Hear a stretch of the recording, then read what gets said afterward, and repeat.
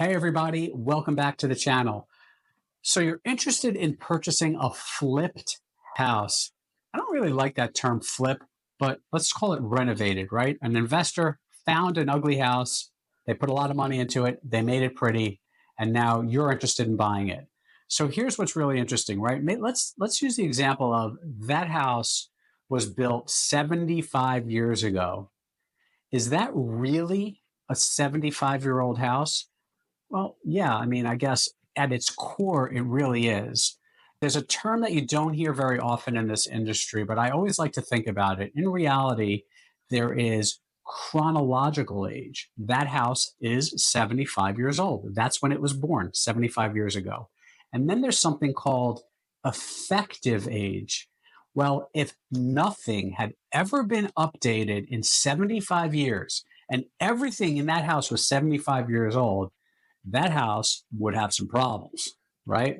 In this case, let's say the house was thoroughly, I'm not going to say completely, because the word completely doesn't apply. Then it's a brand new house. So I'm going to say thoroughly remodeled, electrical, plumbing, roof, kitchen, bathrooms, flooring, all kinds of stuff. So thoroughly remodeled a couple of years ago. Well, then the effective age, which isn't a real calculation per se, the effective age is obviously not 75 years old.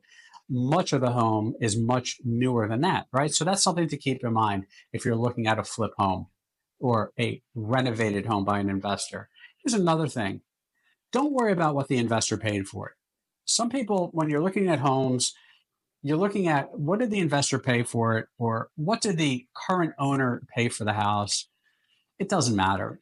Like it's irrelevant. The reality is, what is it worth today based on what other homes in the neighborhood or nearby have sold for? That's how we figure out real estate. No two homes are going to be exactly the same. They're kind of like used cars, but based on size, lot size, square footage, amenities, basement, no basement, garage, no garage, two-car garage, five-car garage, all those different things, the value can be determined, right?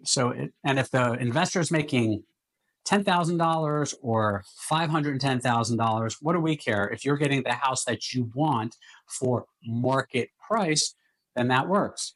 The other thing to keep in mind too is a renovated home, depending on the town, and this is very important, we've talked about this in other videos, watch the assessed value very closely, because if an investor bought the home last year and it was assessed at $300,000 for the last many years, and now they've added tremendous value to the home and it's going to sell for $500,000.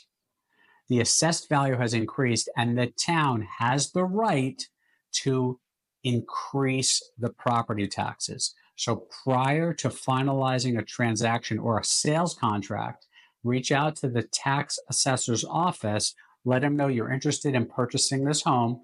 It was recently renovated. What can I expect the property taxes to be in the future? Thanks for watching.